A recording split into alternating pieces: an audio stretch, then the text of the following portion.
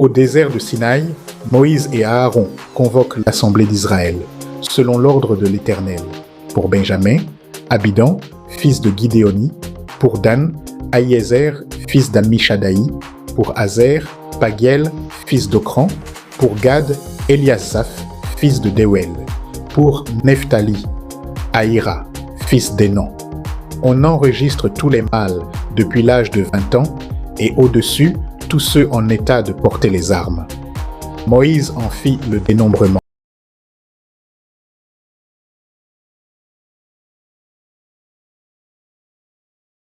L'Éternel parla à Moïse dans le désert de Sinaï, dans la tente d'assignation, le premier jour du second mois, la seconde année, après leur sortie du pays d'Égypte. Il dit : Faites le dénombrement de toute l'assemblée des enfants d'Israël selon leurs familles, selon les maisons de leurs pères, en comptant par tête les noms de tous les mâles depuis l'âge de 20 ans et au-dessus, tous ceux d'Israël en état de porter les armes. Vous en ferez le dénombrement selon leur division, toi et Aaron.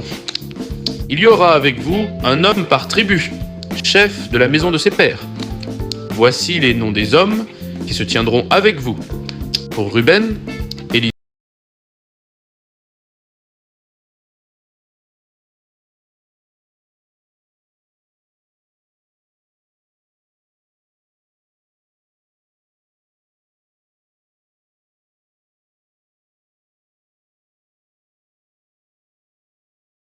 Nous lisons dans le livre des Nombres, chapitre 1, versets 21 à 26, concernant le dénombrement des tribus d'Israël. Les hommes de la tribu de Ruben, dont on fit le dénombrement, furent 46 500. Les hommes de la tribu de Siméon furent 59 300. Les hommes de la tribu de Gad furent 45 650. Les hommes de la tribu de Juda furent 64 600. Ce passage révèle l'organisation tribale et militaire d'Israël, un témoignage historique précieux de notre foi. Au livre des Nombres, chapitre 1, versets 27 à 31, nous découvrons des données fascinantes sur le recensement des tribus d'Israël.